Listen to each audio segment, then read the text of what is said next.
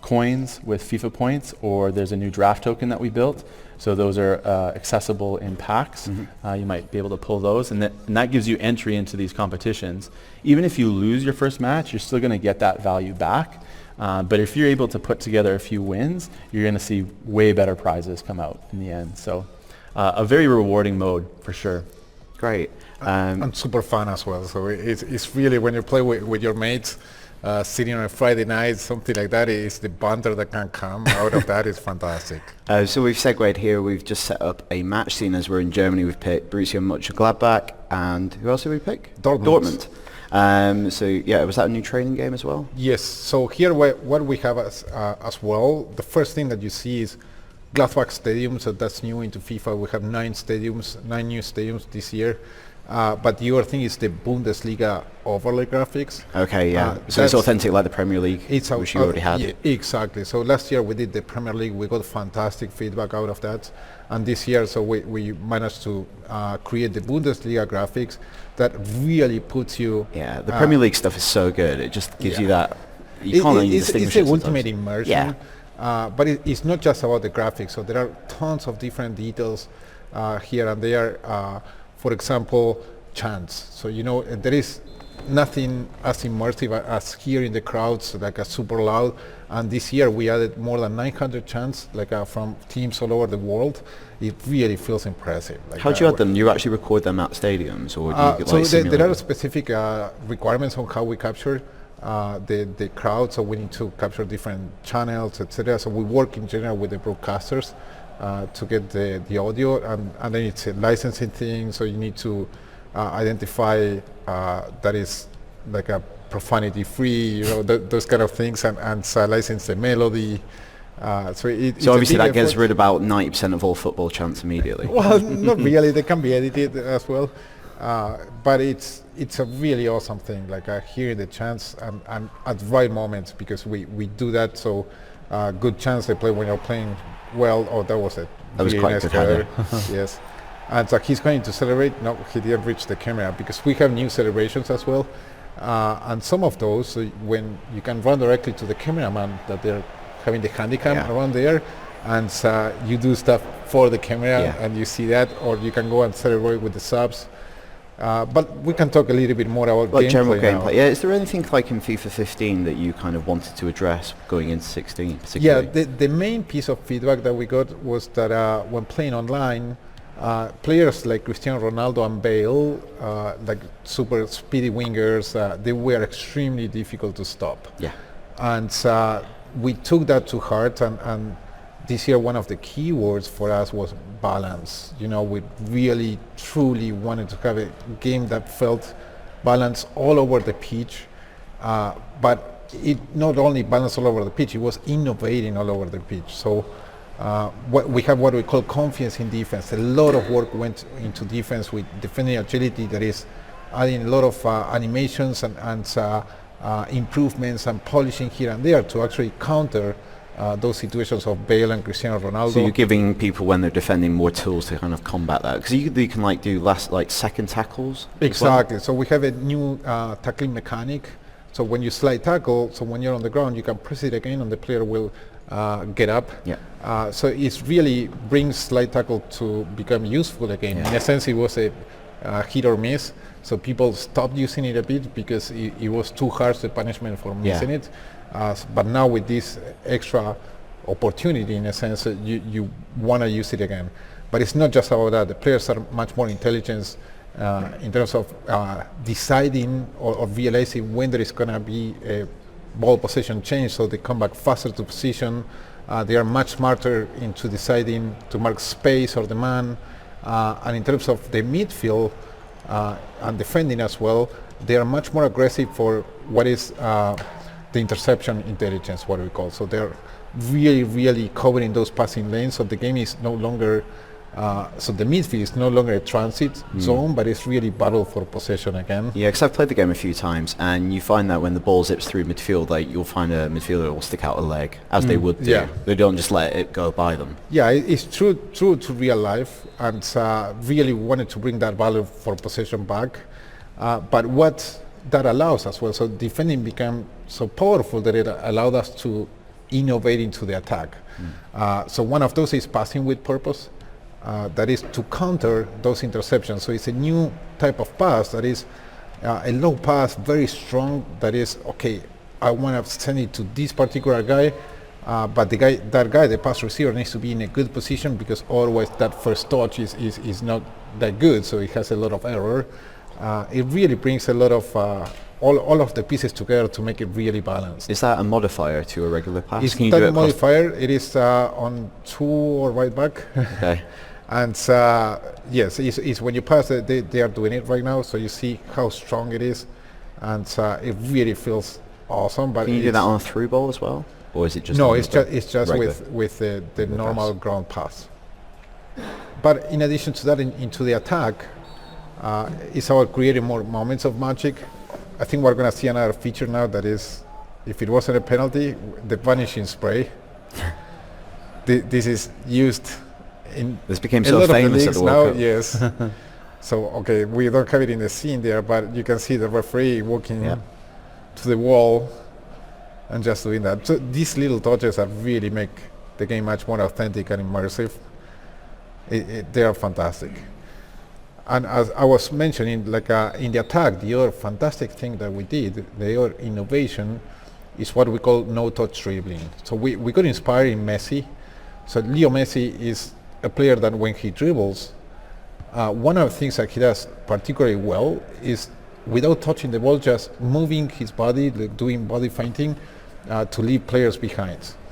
And we took note of that, and we watch a lot of football in the office. So we are from all over the world, and we watch every single league that you can imagine.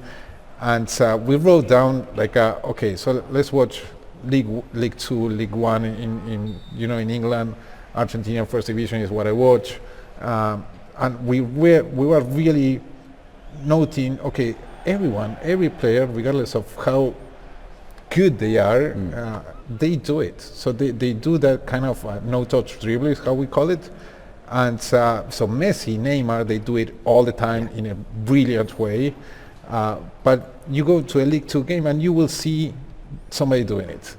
And we say, okay, we need to do this. We need to do this into the game. And with a modifier, when you're dribbling as well, you do this no touch. Let's see if the guys can get it while playing. It's particularly effective when sprinting, but it has multiple layers. So you see how he was moving the body a bit.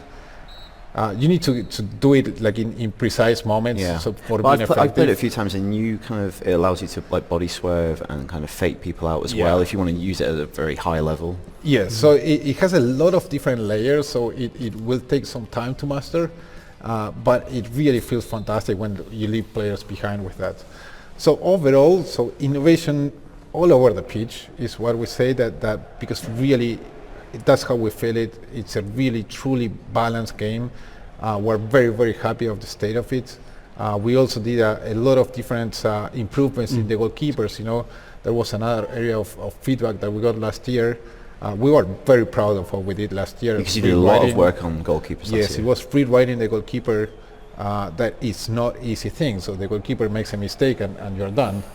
But very proud of what we did. So it allows us now to really go deeper with it. We did a huge swipe of videos on that the community was sending us to just go every single issue, getting our embedded QA team, reproducing in our testbed, and just improving and fixing and polishing the hell out of all. So it's quite hard in the new game, as I understand it, to kind of trick keepers. Like if they're backtracking to their line, the ball might not go over their head. They can tip it while running back. Yeah, we didn't have enough coverage of animation in those situations. That's what we found out after reproducing all the issues over and over. And so we went into the motion capture studio and captured more and more and more. And all of those are now there. So it's really good. It feels fantastic, the game.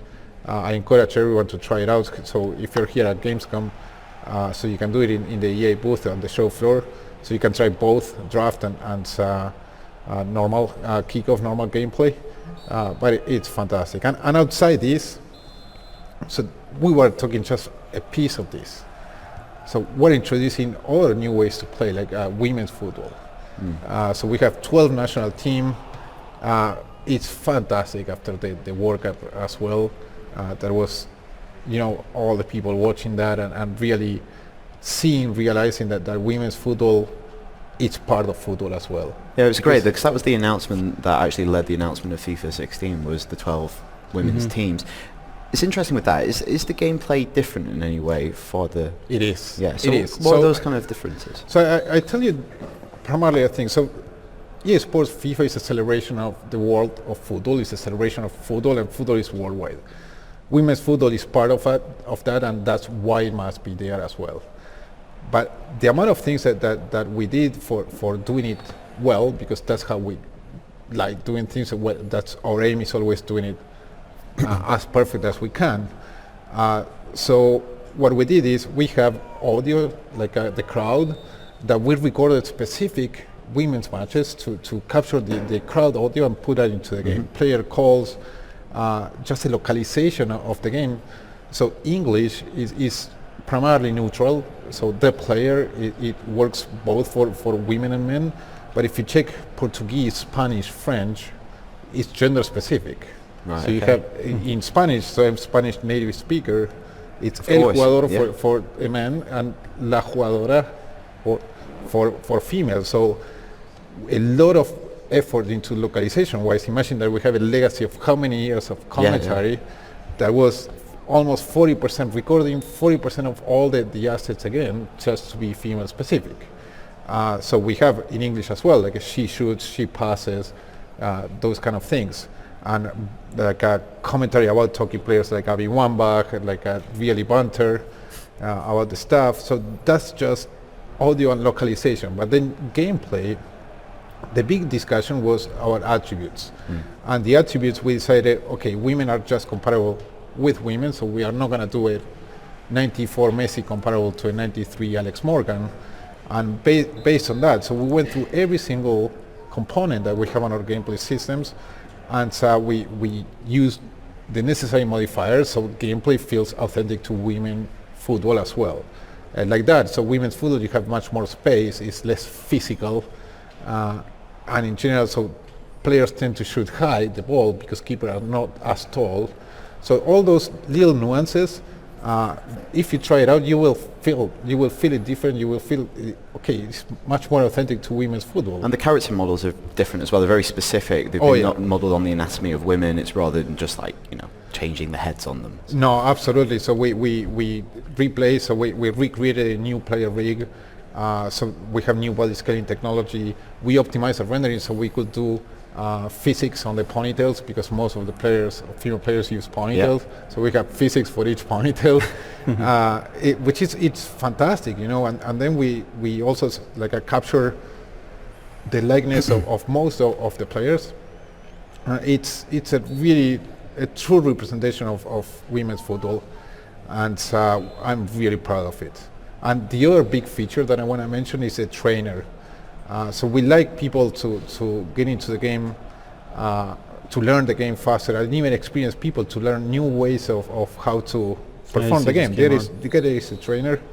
Okay, the game. We saw it a bit earlier as well. It's kind of an overlay that shows you in that moment what your options are as a player. It's showing you some of the options because FIFA has more than 70 different controls that you can perform or combinations that you can perform.